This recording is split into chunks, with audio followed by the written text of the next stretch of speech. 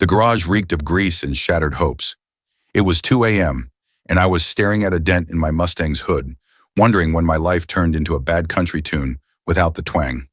Upstairs, my wife Monica was probably glued to her phone, texting someone who sure wasn't me. "Jake, you'd better sort that mess before the barbecue tomorrow," she yelled down. No sweetheart or darling, just Jake. Like I was the handyman she couldn't quite sack yet. I took a pull from my beer and chuckled. Barbecue? More like a circus for her friends to snoop around our place and whisper about who's got the bigger paycheck. I was about as thrilled as I'd be for a tooth extraction. Monica's grand plan was this house cleanup for the big event. Pre-baby prep, she called it, though we'd been striking out on the kid front for 2 years. Maybe the universe knew something we didn't. I grabbed my wrench and started hammering out the dent. Fixing stuff clears my head, and I had plenty to chew on. Like why my wife of 8 years saw me as a walking wallet with clingy tendencies, or why her phone got more laughs than I did. Come morning, Monica was storming through the kitchen in her fancy yoga gear, dishing out orders like a coach with a smoothie obsession. Scrub the bathroom, vacuum the spare room, and for Pete's sake, stash your beer cans before Gina shows up. Yes, ma'am. I tipped my coffee mug her way. Anything else, Chief? Her glare could have iced over a volcano. Don't push me, Jake. This matters.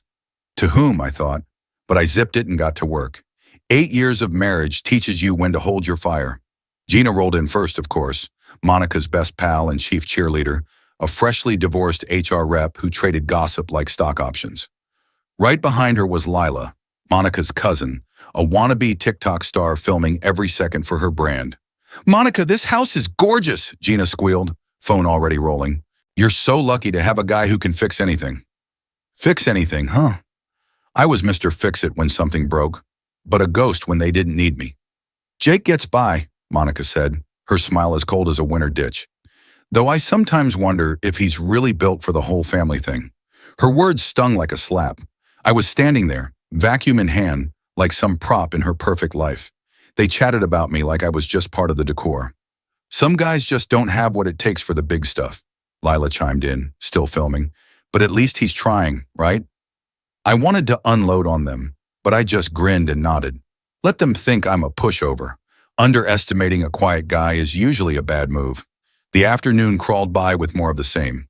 Monica's crew sipped wine and picked apart everything from our couch to our street while I played the dutiful husband. But I was all ears, always listening. So, how's the gym going? Gina asked with a sly grin. Still working with that trainer? Monica's face flushed. Ryan's been great for my fitness goals. Ryan. That name kept popping up. Her workout buddy, who apparently inspired her to hit the gym 5 days a week when she used to avoid it like taxes. He sounds committed, Lila said with a giggle. All those late-night sessions. Late-night sessions? That was new. Monica usually said she was stuck at the office, not pumping iron with some gym rat named Ryan. He's got a real hands-on style, Monica added, and the women cracked up like they'd heard the punchline to a private joke. I tucked that tidbit away and kept pushing the vacuum. Sometimes the best info comes from folks who think you're too dumb to catch on. After everyone left, Monica went full queen mode, nitpicking my cleaning and griping about every little thing I'd missed. Then came the line that flipped the script. Maybe you're not cut out for a family, Jake. Maybe you need to figure out what you really want. I looked at this woman I'd loved and backed for 8 years, standing in our living room like she was doing me a favor by tolerating me. What I want, I said slowly and steadily, is a wife who doesn't treat me like the hired help in my own home. She laughed, actually laughed. Your home? Last I checked, my paycheck covers most of the bills. True, her corporate consulting gig out and my small carpentry business. She never let me forget it. You're right, I said. Your house, your life, your rules. Something in my tone caught her off guard, like she was seeing me clearly for the first time in ages. Exactly. So maybe you should be thankful I let you stick around. Let me stick around.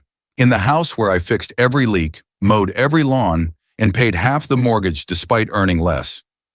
Let me stick around. I walked out to the garage without another word. Silence can rattle people when they can't guess what's in your head. And I was thinking plenty. About Ryan and those late-night workouts she never mentioned.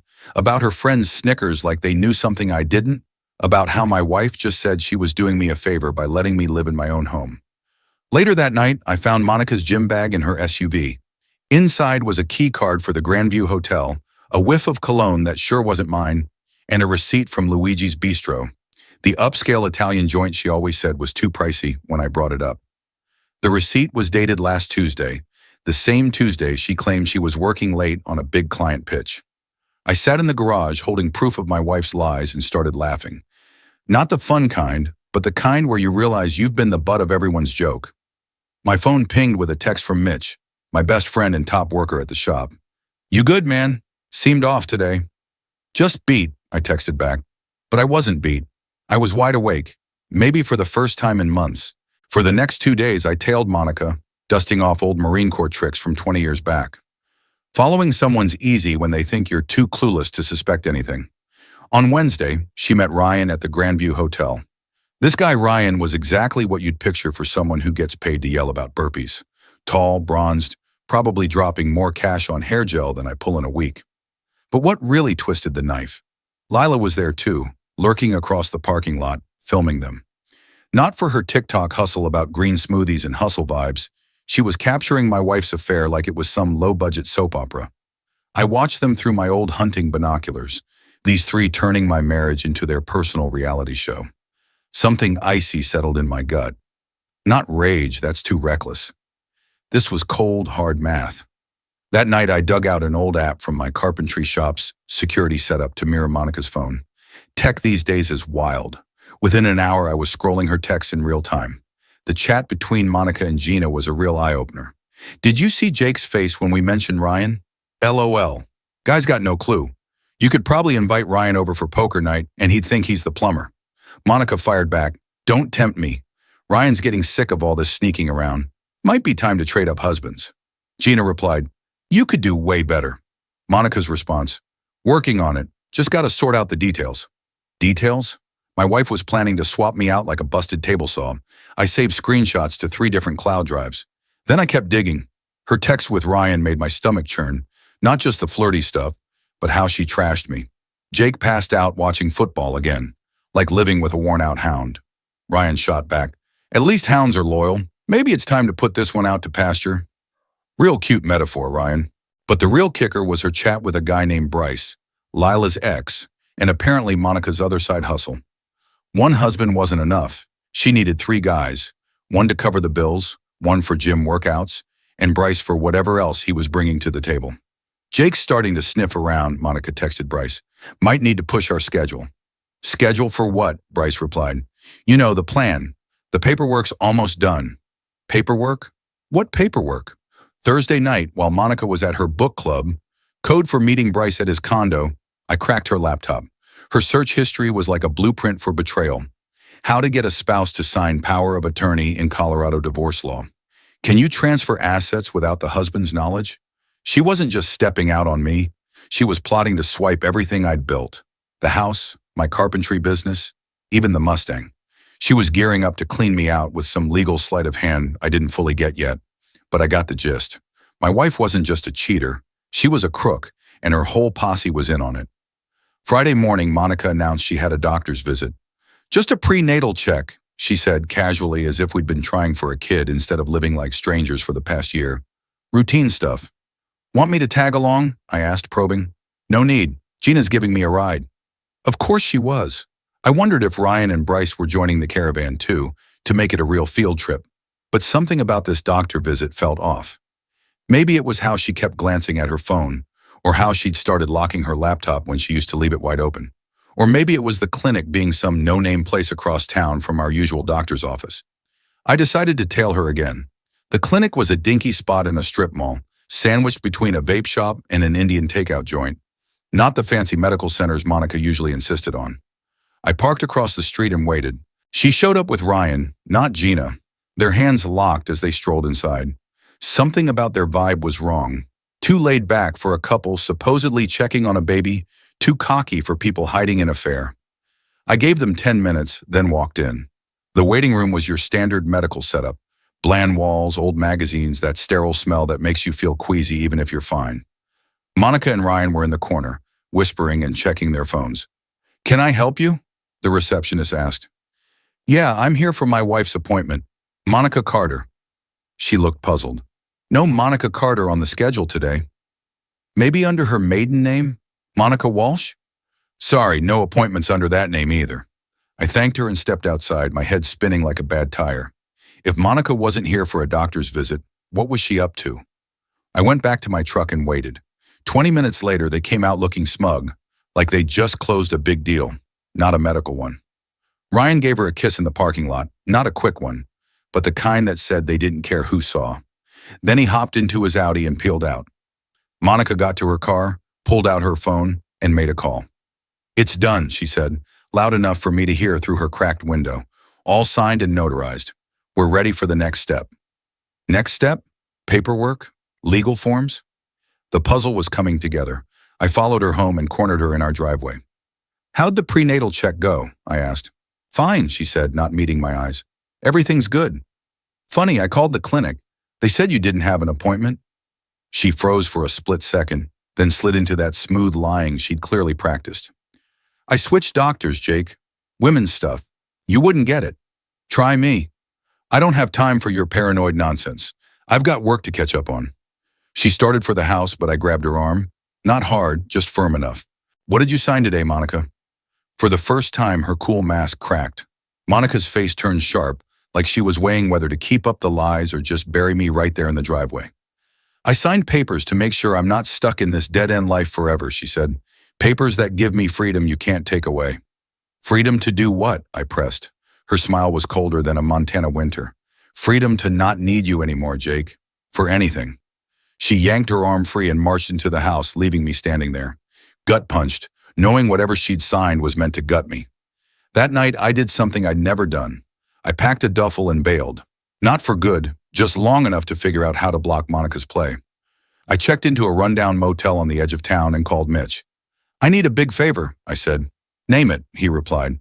"Take over the carpentry business. Put it all in your name." "What's going on, Jake?" "My wife's trying to clean me out. I need to make sure she can't touch it." Mitch didn't pry. 20 years of friendship means you know when to hold off on questions. "Done. What else?" "You up for helping me get even?" He chuckled. "Man, I've been waiting 8 years for you to say that." Saturday morning, I kicked off my counter-strike. First, I pulled all my personal cash from our joint accounts.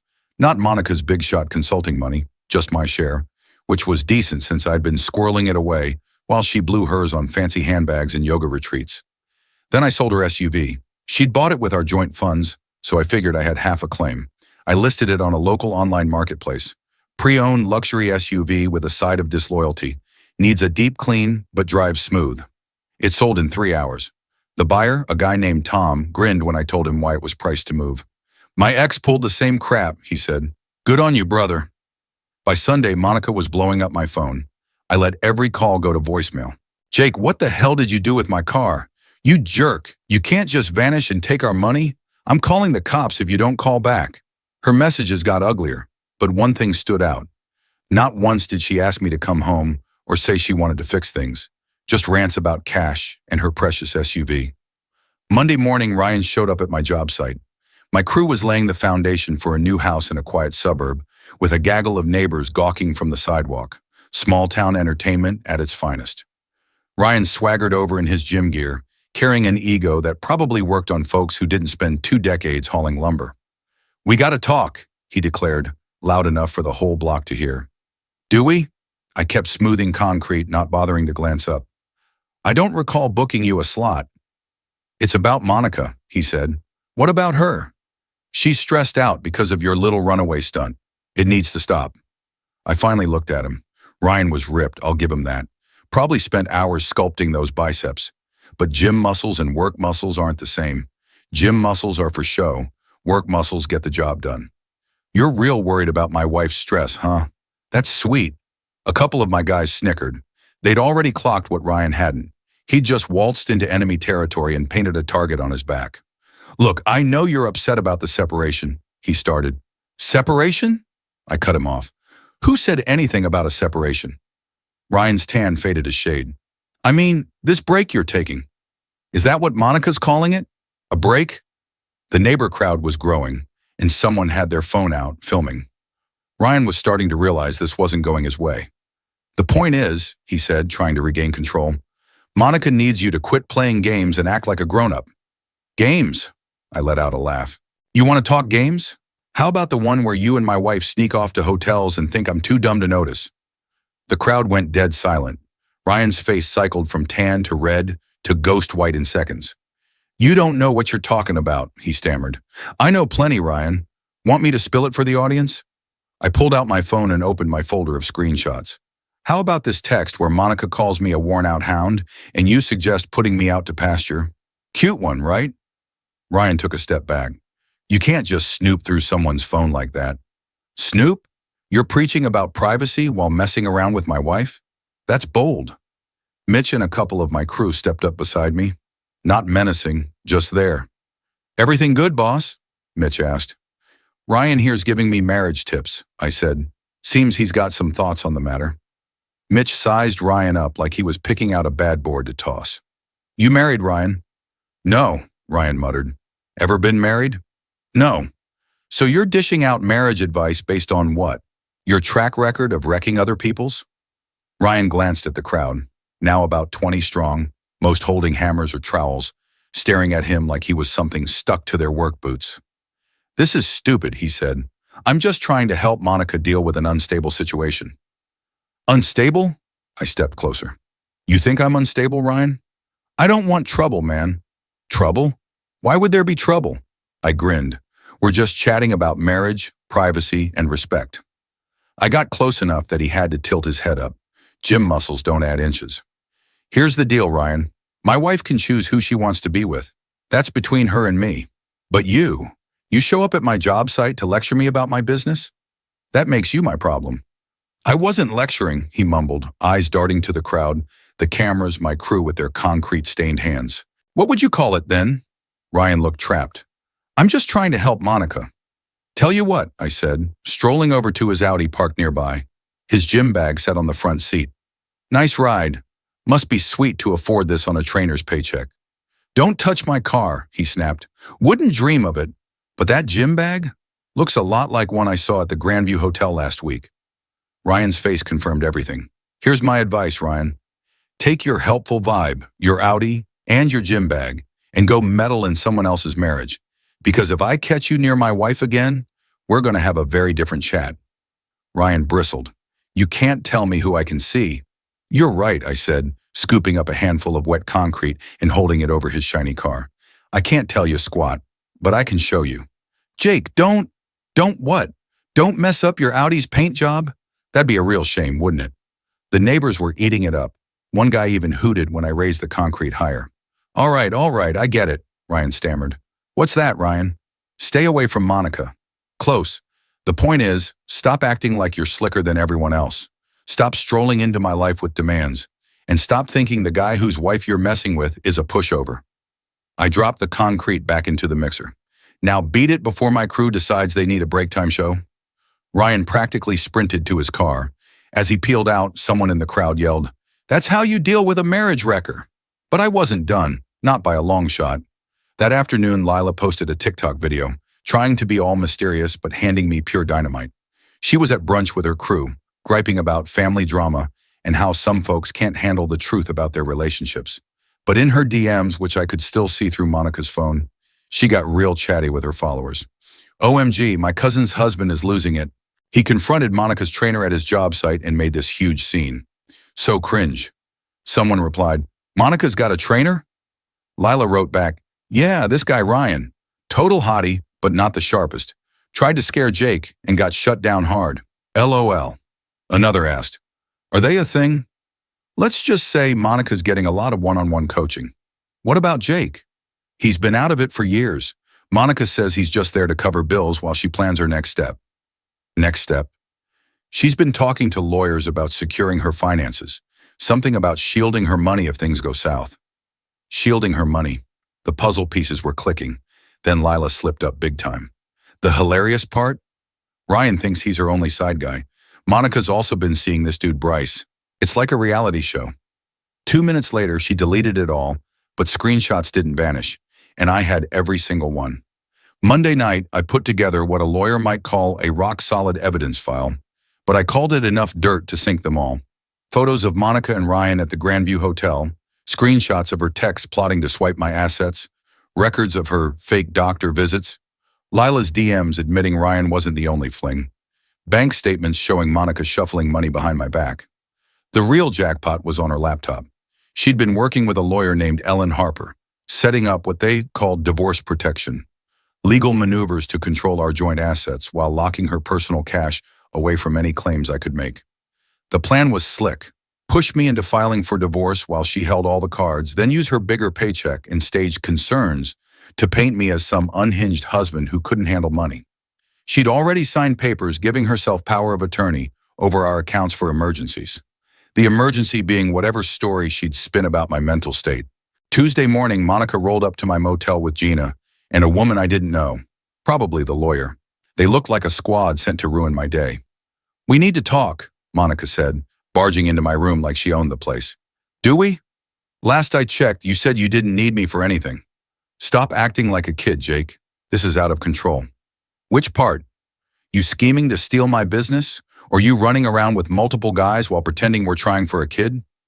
The lawyer, definitely a lawyer, pulled out a stack of papers. "Mr. Carter, I'm Ellen Harper. I represent your wife's interests. We're prepared to offer a fair settlement if you cooperate with the separation process." "Separation? I thought this was just temporary space."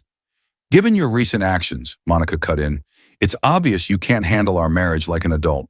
That stunt at your work site was way out of line." "You mean when I told your boyfriend to quit bothering me at my job?" "You threatened him in front of a crowd," she snapped. I laughed. "Threatened? I held some concrete over his car. The only thing in danger was his wax job." "Intimidation is still assault," Ellen said, all smooth and professional. "We have video proof of the incident." "Of course they did. Lila probably sold the footage for TikTok likes." "Here's our offer," Ellen went on. "Sign these papers for an uncontested divorce, and Mrs. Carter will let you keep your truck and personal items. She'll also agree not to press charges for the intimidation or go after your business assets." I skimmed the documents. They were airtight, designed to strip me of the house, the joint accounts, most of our shared stuff, and slap a restraining order keeping me away from Monica, her friends, her job, and anywhere else she didn't want me. "This is fair?" I asked. "Considering your behavior, yes," Monica said, flashing that icy smile again. "You should be thankful I'm not taking everything." "Everything like what? My business? My savings? My Mustang?" Her smile didn't budge. "I could make a strong case that you're emotionally erratic and fiscally reckless. Judges don't take kindly to men who make scenes and vanish without notice." "That's your angle? I'm erratic?" "Aren't you?" she shot back. "Living in a motel, tailing me, hassling my friends, causing public drama?" Monica's face went pale, and Gina nodded along like a loyal sidekick. "Monica's been concerned about you for ages, Jake," Gina said. "This mess just proves what she's been dealing with at home." "Oh yeah? What's she been dealing with?" I asked. "Booze, shutting yourself off, temper tantrums, classic signs of a guy who can't handle grown-up life." I stared at these three women camped out in my motel room, trying to trick me into signing away everything I'd busted my hump for, and something snapped into place. They thought I was as clueless as they'd been saying in their group chats for months. "You know what?" I said. "You're dead right. I've been acting off lately. Downright suspicious." Monica's eyes widened. She hadn't expected me to agree. "I kept thinking my wife was lying about where she was sneaking off to and who she was meeting. I got it in my head she was plotting to swipe my money and run off with some gym bro named Ryan and his pal Bryce." Ellen's pen froze mid-scribble. Monica's smirk vanished. "I even started believing she was meeting lawyers to make me look like a nutcase so she could take everything I own. I thought her cousin was filming our personal drama to use against me." Ellen cleared her throat. "Mr. Carter, let's stay focused." "Then it hit me," I cut in. "I wasn't paranoid. I was just paying attention." I pulled out my phone and opened my evidence folder. Here's the thing about folks who think they're slicker than everyone else. They get sloppy. They text about their schemes. They snap photos of their side flings. They brag to their buddies about how they're going to crush the dumb husband who never saw it coming. I flashed the screen, showing a text chain between Monica and Ellen about neutralizing Jake's legal options. "That's privileged," Ellen started. "Between a wife and her lawyer, sure, but not when the wife forwards it to her boyfriend for kicks." I swiped to another screenshot. Monica had sent Ryan details of Ellen's strategies to paint me as unhinged. "Whoops," I said. Guess attorney-client privilege doesn't cover pillow talk with the side guy. Monica looked like she'd seen a ghost. You can't use stuff you got illegally. Illegally? Like hacking your phone? Funny thing, Monica, I didn't hack your phone. I accessed our joint account's phone. The one in both our names. The one you've been using for all your deals. That was a bluff, but they didn't know it. And a good bluff can be better than the truth. You've got no right, Gina began. Actually, Gina, I'm curious about your part in this. HR manager, right? I bet your company's got rules about employees helping with fraud and affairs. Her face went ashen. And Ellen, I turned to the lawyer, I'm sure the Colorado Bar Association would love a peek at your playbook for setting up evidence against spouses. Especially the bit where you coached Monica to bait me into fights for court leverage. I had them cornered, all three. They'd strutted into my motel room expecting to bully a broken man into signing his life away. But they'd walked into a trap set by a guy who'd been outsmarting them for weeks. Here's my deal, I said. Monica can have the divorce. She can keep the house. I never cared for it anyway. But she doesn't get to steal my carpentry business. She doesn't get to keep the cash she's been shuffling behind my back. And she sure doesn't get to play the victim in this drama. You can't prove, Monica started. Want to bet that in court? I've got hotel receipts, texts, witness statements, and about 6 hours of audio from our bedroom. All legal since it's my bedroom too. Another bluff, but their faces said it landed. What do you want? Ellen asked, her voice low. I want to be left alone. I want half of our joint assets. I want my wife and her crew to stop painting me as the bad guy in their little reality show. And I want everyone to remember that being quiet doesn't mean being blind. I walked to the door. You can let yourselves out. Take your papers. I'm not signing anything until my lawyer digs into Monica's sneaky accounting for the last 6 months. After they left, I called Mitch. Feel like helping me throw a party? What kind? The kind where we invite Monica's whole circle and show them who they've been cheering for.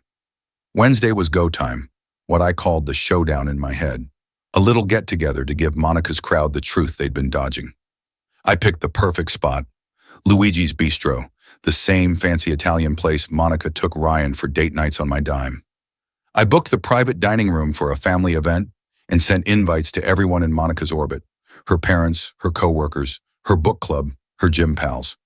Even Ryan, Bryce, and Lila got invites, though theirs had a special note, come support Monica during a tough time in her marriage. The guest list was 23 people, all convinced they knew the tale of poor Monica Carter and her unhinged husband. I hired a local caterer for simple stuff, appetizers and wine, enough to keep folks comfy when I dropped the hammer. Monica showed up looking wary, dressed for pity, plain sweater, no makeup, the whole I'm a brave victim vibe. What's this, Jake? She asked. Our marriage counseling, public edition. Her parents, George and Martha Walsh, were there, glaring at me like always. They'd never thought I was good enough for their darling daughter. Too blue collar, too small town. They'd been waiting 8 years for Monica to trade up. Jacob, George said stiffly, Monica says you've been struggling with adult responsibilities. Funny, I've been thinking the same about her. Monica's work buddies rallied around her, tossing me dirty looks. Ryan hung by the bar, probably wondering why he'd walked into an obvious setup. Bryce didn't show. Smart move. Lila was filming, of course. Before we kick off, I announced, this event's being recorded for legal reasons. If you don't want to be on camera, leave now. Nobody budged. They were too hooked on what kind of fool I'd make of myself. Great, I said. Let's talk about marriage. I clicked a remote, and the room's flat screen lit up. The first image was our wedding photo, Monica and me, 8 years younger, grinning like we meant it. This is the tale of how two folks who once loved each other ended up as strangers splitting a mortgage. It's also about how some people think they can rewrite the truth if they're crafty enough with their lies. Monica's voice cut through. Jake, knock it off. You're making a fool of yourself. Am I?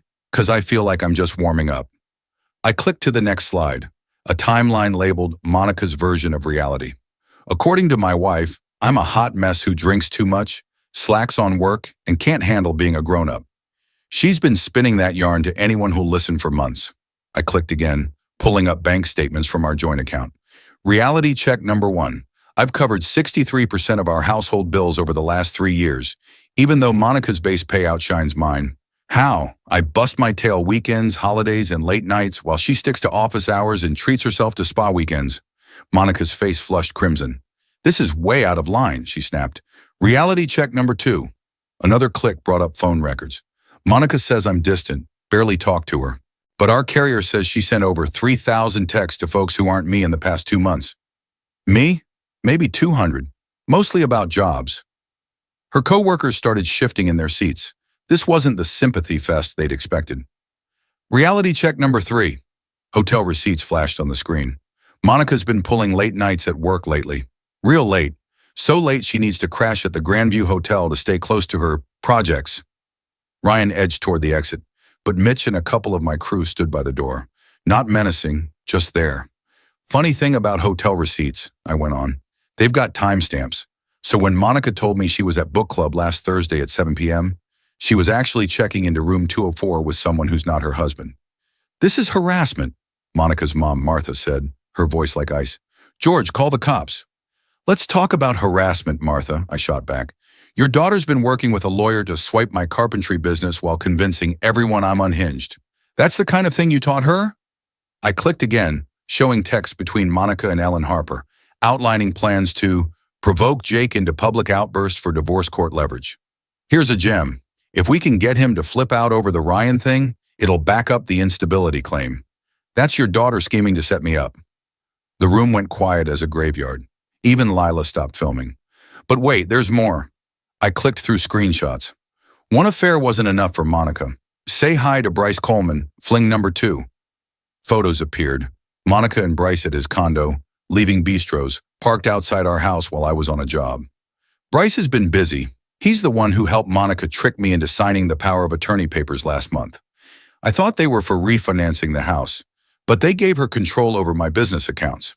Now I had everyone's attention. Nothing grabs a crowd like financial scheming. The beauty of her plan was its simplicity. Monica got me to sign those papers after we decided to try for a kid. Except we weren't trying. That was just her excuse for secret doctor visits, where she met Bryce to sort out the legal stuff. Ryan looked like a cornered coyote. Some of Monica's friends were pulling out phones, probably looking up fraud laws. I could have kept this private, I said.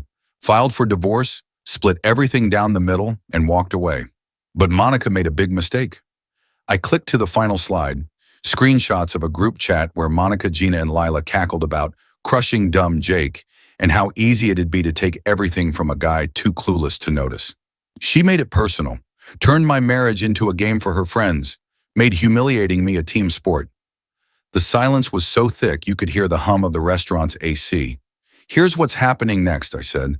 Monica's going to cancel those shady power of attorney papers. She's going to return every cent she moved from our joint accounts without my say-so, and she's going to sign a statement admitting she cheated and tried to pull a fast one with our finances, which will make our divorce nice and clean. You can't make me, Monica spat. Can't I? 'Cause your lawyer, Ellen Harper, is about to have some awkward chats with the Colorado bar about her creative evidence-gathering tricks, and her firm's going to want to know why she coached you to forge documents. I scanned the room, locking eyes with the people who thought they were here to prop up Monica against her deadbeat husband. Every one of you helped make this mess. You bought Monica's sob story about being stuck with a loser without ever asking my side. You cheered her affairs because it fit your idea of her being trapped with a guy beneath her. Monica's book club leader, a woman named Diane who'd never said 2 words to me but had plenty of opinions about my flaws, looked like she wanted to vanish. Here's the perk of being underestimated, I said. It gives you space to work. While you were all gossiping about my failures, I was collecting every lie, every theft, every snide comment you thought I was too dim to catch. I shut off the presentation and faced Monica. I loved you for 8 years. I'd have fought to fix whatever went wrong between us, but you decided I was easier to toss than to respect. Jake, please. No more please. You want a divorce? You'll get it, but you'll do it straight, without stealing my money or smearing my name or turning our marriage into a punchline for your pals. I looked around one last time. For those of you who egged this on, nice job. You helped torch an 8-year marriage because it was more fun to buy Monica's victim act than to think maybe things aren't what they seem. I headed for the door, then paused. Oh, and Monica, that baby story you've been selling? Just so everyone's clear, my wife hasn't been pregnant once in the last 2 years. That baby story was just another lie to make her affairs seem less cold-blooded. I left them sitting in Luigi's bistro, staring at the proof of their own nastiness and bad judgment. But I wasn't finished yet. Thursday morning brought the showdown I'd been dreading, a face-to-face with Ryan and Bryce together. They'd picked a neutral spot, the parking lot of a 24/7 diner on the outskirts of town. What they didn't count on was me still tracking Monica's messages when she set up the meeting.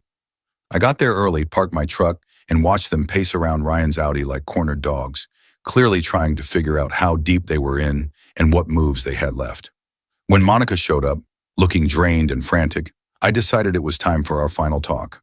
I strolled over to their huddle, and all three jumped like they'd seen a ghost. "Plotting your next step?" I asked, keeping my tone light. "Jake, we need to talk," Monica said.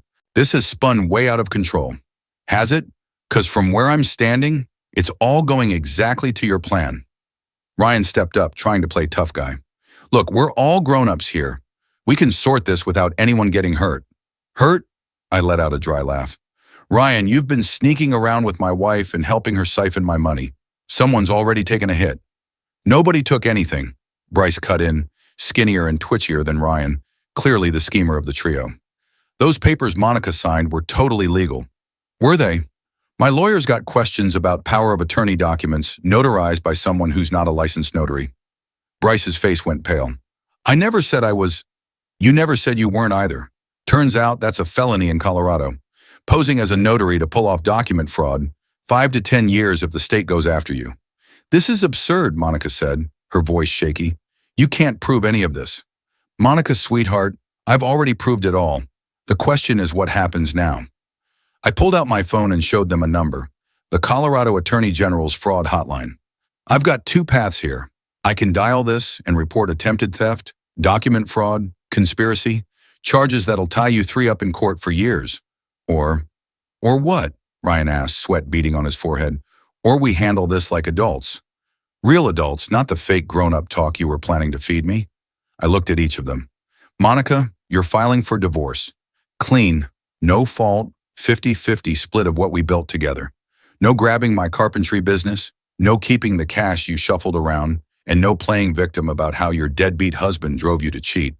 And if I don't, then Ryan and Bryce get to test Colorado's fraud laws in court. You go down as an accomplice, and I still get the divorce. Plus your parents get to see their daughter on the news in a financial crime scandal." Ryan was practically dripping now. "Man, we didn't mean for it to go this far."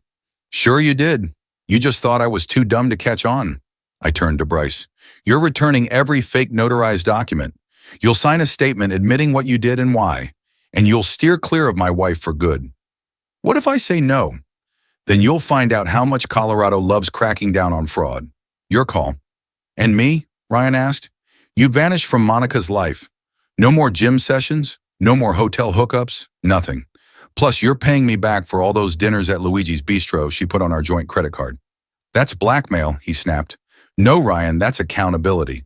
Blackmail would be me asking for cash for something you didn't do. But you ate those meals and Monica charged them to the account I helped pay for. I'm just asking you to cover your own date nights." I pocketed my phone and gave them one last look. "Here's the deal. We all walk away from this parking lot like this never happened. Tomorrow, Monica files for divorce.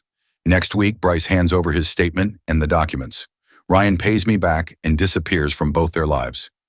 Do that, and I don't ruin you. I just divorce you." I flashed Monica the same cold smile she'd given me in our living room when she said I should be grateful she let me stay.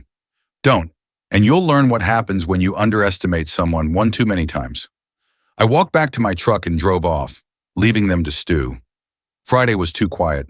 I spent the day at the job site, trying to focus on pouring foundations while waiting for Monica to make her move. Mitch kept checking on me, asking if I was all right, and I kept saying I was fine. But the truth is, I felt hollow. 8 years of marriage boiled down to a parking lot standoff and a pile of legal papers, not the life I'd pictured. Around 4 p.m., my lawyer called. "Jake, Monica Carter filed for divorce today. Clean, no fault, asking for an even split of marital assets. No special claims, no abuse allegations, no spousal support demands." That's what I wanted, right? Exactly. She also dropped off some documents that need to go back to you, something about improperly executed power of attorney papers. So Monica picked the smart play, probably the only one that didn't land them all in legal hot water they couldn't afford, but I still had one more move. Saturday morning, I drove to the medical center where Monica and I had gone for our real doctor visits over the years. Not that sketchy strip mall clinic where she met Bryce, but the legit place where actual doctors gave us straight talk about our marriage. Dr. Susan Bennett had been our family doc for 6 years, guiding us through fertility struggles, relationship stress, and all the normal stuff couples deal with when they're trying to build something real. Jake, Dr. Susan Bennett said as I stepped into her office, I was sorry to hear about you and Monica. You holding up okay? I'm managing, Doc. I've got a question, though. Go ahead. Monica's been telling folks we've been trying to have a kid for the last 2 years. That line up with your records? Susan frowned, puzzled. Jake, you and Monica haven't been in for fertility talks in over 3 years. Last time we spoke, she said you both decided to hold off on kids. She said I decided to wait? Yeah, she mentioned you felt it wasn't the right time. Money was tight, and you wanted to focus on your carpentry business for a bit before starting a family. I sat there letting it sink in. Not only had Monica been lying to her friends about being pregnant, she'd been lying to me about wanting a kid, and lying to our doctor about why we weren't trying. Doc, in your medical opinion, would birth control pills mess with getting pregnant? She gave me a curious look. Obviously, that's what they're for, preventing pregnancy. And if someone was taking them while telling their husband they were trying for a baby, what did you call that? She paused, her expression shifting. I'd call it a serious breach of trust. Jake, are you saying Monica's been on birth control without you knowing? I'm saying I found a prescription bottle in her purse last month, same month she was pushing us to try harder for a kid. Susan went quiet for a long moment. I can't discuss Monica's medical details without her consent, but deception like that in a marriage is a big deal. Have you thought about counseling? Counseling's not going to fix this one, Doc, but thanks for confirming what I suspected. I left the medical center with the final piece of the puzzle. Monica hadn't just been cheating and scheming to take my money. She'd been lying about wanting kids while secretly preventing pregnancy, probably to keep her exit plan clean. That afternoon, I called Monica one last time. We need to meet, I said. Jake, the divorce papers are filed. Can't we let the lawyers handle it from here? One last face-to-face. After this, you're free of me. She agreed to meet at a coffee shop in the heart of town. Neutral ground, public, plenty of folks around if things went south. When I walked in, she was already there, looking worn out, like the past week had drained a decade off her. For a split second, I felt a pang of pity. Then I remembered the birth control pills. You look beat, I said, sliding into the seat across from her. It's been a rough week, she muttered. Yeah? Must be tough keeping all your stories straight, she sighed. Jake, what do you want? I did what you asked. Filed for divorce? Bryce returned your papers. Ryan's backing off. Can't we just move on? I want to know about the birth control pills. Her face went blank as a fresh board. What? The prescription I found in your purse. The one you've been taking while swearing we were trying for a kid. I don't know what you're talking about. I talked to Dr. Bennett yesterday. She said we haven't been in for fertility counseling in 3 years. Also said you told her I wanted to wait on kids. That's private medical info. That's a lie, Monica. Like everything else you fed me for 2 years. She stared across the table, and for the first time in our marriage, she looked genuinely beaten. After a long pause, she met my eyes with something that might have been real. What do you want me to say, Jake? The truth, just once. Why'd you do all this? She hesitated, then spoke, her voice low. Because I could. That's it. You made it so easy. You trusted me without question. Never checked my stories, never asked where I was, never demanded I explain myself. You just believed me, and it got stale. You know how dull it is to be married to someone who never pushes back, Monica said. Someone who takes whatever you dish out and never asks for more? I stared at this woman I'd shared a home with for 8 years, realizing she was a complete stranger. So you decided to test how far you could go. At first, yeah, she admitted. Ryan was a thrill, something new, someone who sparked something. Bryce was practical. I knew I wanted out, but I didn't want to lose what I'd earned. He helped me figure out how to lock down my finances by taking yours. By securing your future, I said. You make more than me, Jake. Why should I take a hit just because I stopped loving you? You could have asked for a divorce and split everything fair. Why go for it all? She shrugged. Why settle for half when I could keep everything? I looked at this person across the table, this stranger in my wife's skin, and felt nothing. No anger, no sorrow, just a hollow ache. Here's the funny thing, Monica. If you'd been straight with me 2 years ago, I'd have given you whatever you wanted. The house, the savings, half the business, anything to make you happy. But now, you get what the law says you're owed, nothing extra. I stood to leave, then paused and looked back. One thing you got wrong, Monica. What's that? I did fight back. I just waited till I knew I'd win. I walked out of that coffee shop and never saw her again. 3 months later, the divorce was finalized. Monica got half our joint assets, fair enough, and I kept my carpentry business, which felt like justice. Ryan skipped town after the gym canned him for unprofessional conduct. Word got around about his client relations style. Bryce caught fraud charges but plea dealed down to probation and community service. Lila's TikTok got suspended after folks reported her for spilling private info without permission. Gina got shuffled to a different HR department after someone tipped her boss about her role in stirring up drama and fraud. Monica packed up for Oregon, starting over with a consulting gig in Portland and dating some dermatologists she met online. I rebuilt my life piece by piece. New apartment, new habits, new plans. Mitch and I grew the carpentry business, and we're doing better than ever. Turns out, when you're not bankrolling someone's secret double life, you've got cash to reinvest. Folks asked if I was bitter, if I regretted how it all went down. Truth is, those 3 months of scheming and striking back taught me something about myself. I'm not the guy who gets crushed quietly. Monica was right about one thing. I'd been too trusting, too easygoing, too quick to accept whatever crumbs of care she tossed my way. But she was wrong about why. It wasn't weakness or stupidity. It was because I loved her enough to give her the benefit of the doubt, even when the red flags were screaming. When that love finally faded, not in one blow but bit by bit, watching her mock me, plot against me, treat my ruin like a game, something colder took over. Not hate, hate's too loud, too messy, just a hard, clear resolve to make sure anyone who underestimates me only gets one shot. 6 months post-divorce, I bumped into Dr. Susan Bennett at the grocery store. She asked how I was holding up, and I said I was doing all right. I'm glad, she said. In 30 years of practice, I've seen plenty of couples hit rough patches. The ones who make it are the ones who treat marriage like a team effort, not a contest. And the ones who don't? They're the ones where someone cares more about winning than being real. I mulled that over as I drove back to my quiet apartment, my simple life, my drama-free evenings. Monica got her freedom, Ryan got his thrills, Bryce got his legal lessons, Lila got her content, Gina got her gossip. But I got something better, the certainty that when someone tries to break you, you don't have to let them. Sometimes the best revenge isn't settling scores, it's refusing to lose. Last I heard, Monica was engaged to the dermatologist. I hope they're happy. I hope she's learned to value truth in a relationship, but I'm not holding my breath. Me? I'm seeing a woman named Ellen who owns a little coffee shop downtown. She thinks I'm worth hearing out, laughs at my jokes, and doesn't check her phone when we're eating dinner. No secret gym sessions, no mystery late-night meetings. When I told her the whole story of my divorce, every twist and turn, she looked at me with something I hadn't seen in years. Respect. You handled that well, she said. Did I? I could have burned them all to the ground. But you didn't. You just stopped letting them burn you. She nailed it. That was the only revenge I needed, refusing to be the sucker they'd banked on.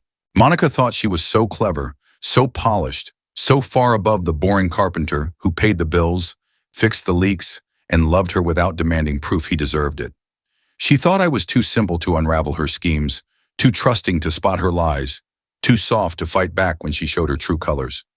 She was wrong on every count. But the best part, the part that makes me grin sometimes when I'm standing at a table, sipping coffee with Ellen, or just living my honest life, is that Monica will spend forever wondering if the next guy she underestimates might be as dangerous as I was. People who think they're smarter than everyone else never learn. They just find new targets and restart the game. But they'll always remember the one who didn't play along, the one who fought back.